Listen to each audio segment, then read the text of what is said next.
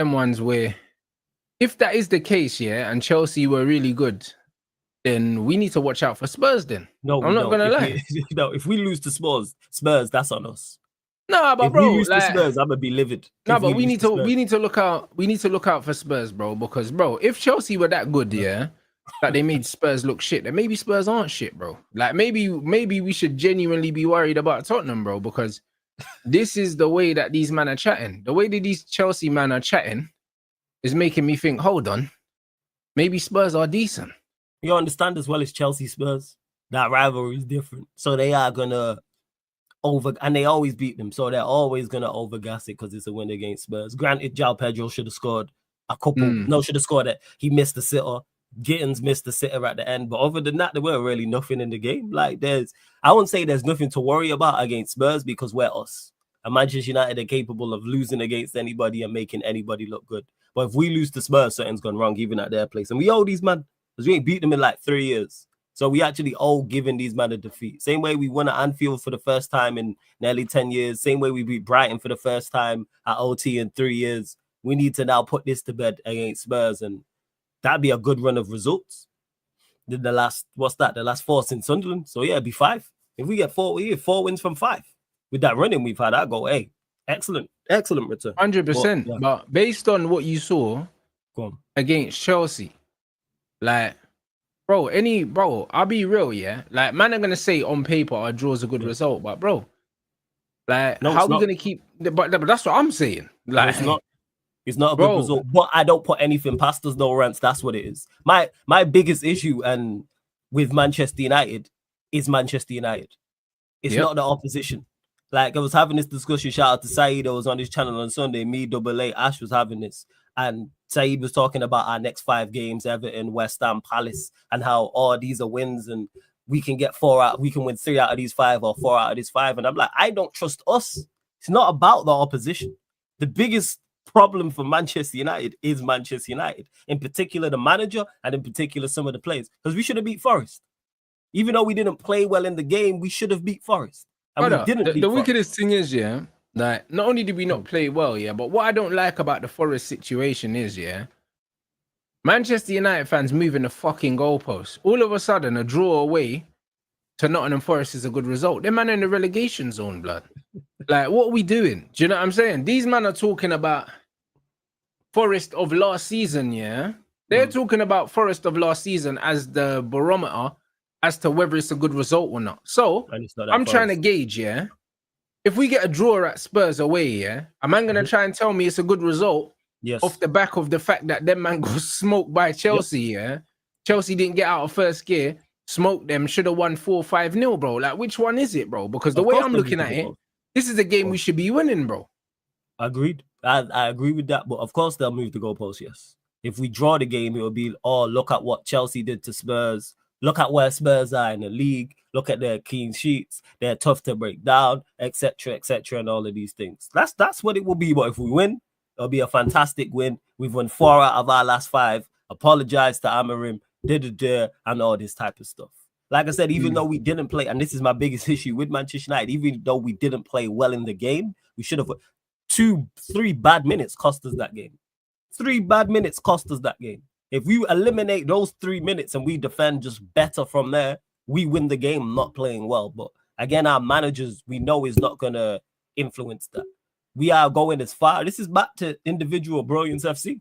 We will go as far as our better players take us, in Bremo, Cunha, etc. That's where we're at. And that's a problem. That it should be, the individual brilliance should be an addition. But we can't rely on the system. We can't rely on tactics. We can't rely on the manager to make the changes. He said it himself. After the game, he said, I was hoping that one of our players that was off his game would do something. But that was quite obvious from watching it that that's what the fucking game plan was. Do you know what I'm saying? Because his tactics, yeah, and his outlook on the game was, listen, in my opinion, I've got my best available players on the pitch, so we're just gonna let them figure it out. Yeah. There was no tactical changes. There was no personnel changes, and the thing is, after conceding 2 goals in 3 minutes, yeah, you would think that would spur on a tactical change, and it just didn't. No, it didn't. Yeah, absolutely not. And I credit the players because I was thinking, all right, we're gonna fold here even more. Because at the start of the half, my bro Sheik was saying, hey, don't fold, because we started off the second half poor. We ended up then conceding 5 minutes later, we're 2-1 down. Okay, don't concede a third, don't concede a fourth. Credit, we didn't do that. But then when you're looking for your gaffer to offer something to the team to help, that's what you're there for. When players are playing well, I've been saying this, that's easy to manage. When Bremo and Cunha, for example, I just use those two are on it, chances are you're going to win most matches if they're both on it. Even if one of them, but if both of them are on it, you're going to create, you're going to score. Adding Ahmad, adding Sesko, adding Bruno, adding Casemiro, you're probably going to win most matches, in particular in the state of the Premier League in which it's in. What happens when those players are not playing well? That's where you earn your money. Like you mentioned it, I've mentioned it. Tactical change, personnel change, or both, and you did nothing. All you did was change a centre back for a centre back and change a wing back for a wing back. They was your two personnel changes, and there was nothing. Our attack was poor the entire game as a unit, and defensively, we outside of that 3 minutes, we actually did all right. Because I seen a clip going around on Twitter, and people was like, "Look at the amount of chances Forest created against us." It was like 3 minutes, and I watched it, and I'm like, "These are not good chances." On the flip side, they're not good chances. Yeah, like, not, but you know what it is? You know what it is, though? The first half, Forest created some decent chances, and DeLitt and Luke Shaw, were just tidying up, bro. Like, and it's one of them ones. They were putting out the fires just before they were about to catch in it. So because of that, it looked like we were more comfortable than we were, innit? It looked a lot more comfortable, but had we conceded early on before we scored, because it looked like there was a possibility that we could have conceded, it's a different game, bro, because we weren't on top when we scored. No. We weren't on top, bro. So when you're away from home and you score a goal against the run of play, the first thing I was like is, we need to see this till half time. We did that. But then we come out and get fucking peppered in the first 10 minutes of the second half, bro. And it undoes all of the good work of the first half. Yeah, it's the first, all of it. The first 5. If you go in at 1-0 down, 1-0 up against a team away from home, the first 15 minutes of the second half, after the team talk and maybe some tactical changes or substitutions, you're going to be under the cosh. You know that. Well, absolutely. And that's where the game management kicks in. And that's where my criticism of the players kicks in. That's where the criticism of the manager kicks in, because you don't know this. Yeah. You don't know. Manage the game. Hit the deck. You know what I'm saying? And that. Fake an injury. You know what I'm saying? Lemens hit the deck. Oh, cramp. Oh, my leg. Whatever the case may be. Slow the pace of the game down. We know that. In particular, after they scored the equalizer, that's when you definitely do it. Like, all right, they've got back in this. We're still in a situation where we can go on and win this game. Kill the clock. Our game management, and it ties back into what I always speak about, our decision making from the manager and the players as a team as a whole. We just don't manage games well, and we've seen that. Brighton, we've seen that. Liverpool, we've seen that at points. Granted, there's situations we're not used to being, because we're not used to being up in games. The Liverpool game and the Brighton game in particular, because we're normally chasing games. This is a new thing for this team. It sounds crazy saying it as a Manchester United fan. They've never had to manage the game from in front.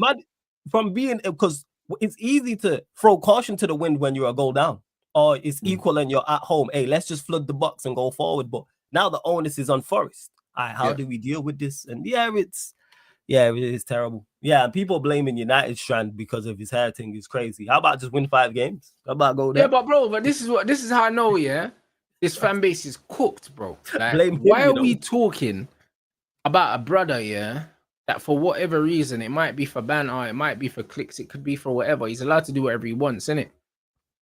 Why are we talking like a brother not getting a haircut is affecting the performances of our players, bro? Like, do you know how insulting that is, especially to the players? Because what, you think these men are that weak-willed, and weak-minded that these men, do you know what I'm saying, in the middle of the game, they're worrying about a man's hairstyle, bro? Like, the man really think that when we went 2-1 down, the man were thinking, oh shit, my man's haircut's on the line. Is that what they was thinking in the middle of the game?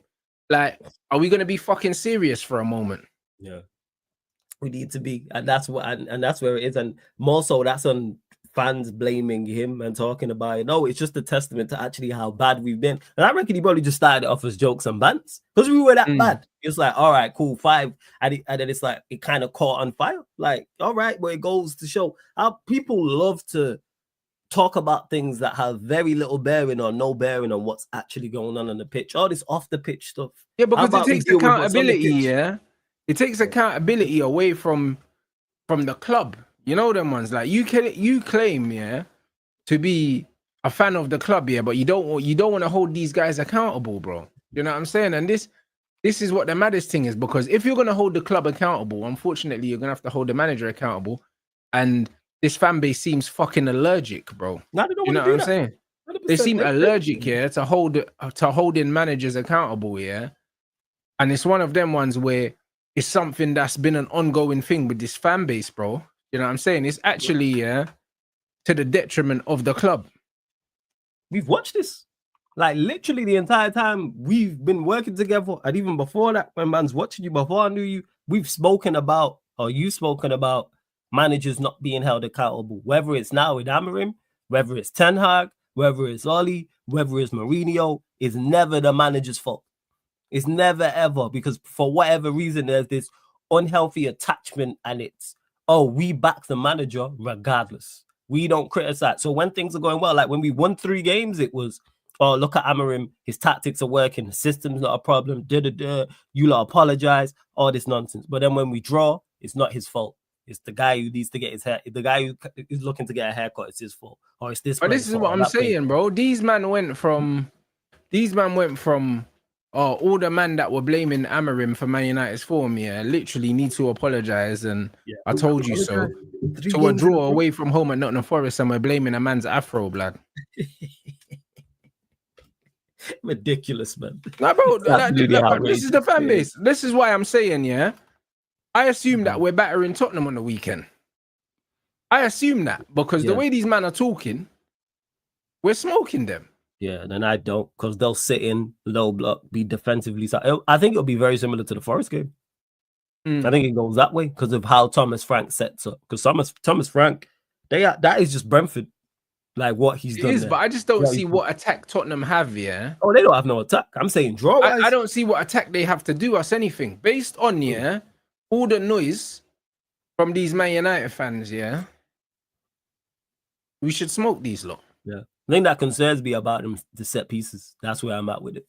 Yeah, but listen, like, I'll be honest, like seeing Spurs play football, and knowing, the players that we have available, I believe if this game is coached properly, this is a game that we should win comfortably. We should do, and if we don't, I don't want to hear nothing. Do you know what I'm saying? Because the problem with these man is, them man, 1 minute we're shit, 1 minute they're talking because it's funny, like, man will turn around. Like, when Faz was doing the bullshit, he's the same brother, If you asked him at the start of the season, where Man United should be finishing, man's talking about, the manager hasn't been backed and this, that, and the other. Bro, man was talking down the thing. Do you know what I mean? And now all of a sudden, the man them that wanted Amorim out, are in the wrong. So we're smoking Tottenham on the weekend, bro. Say it with chest.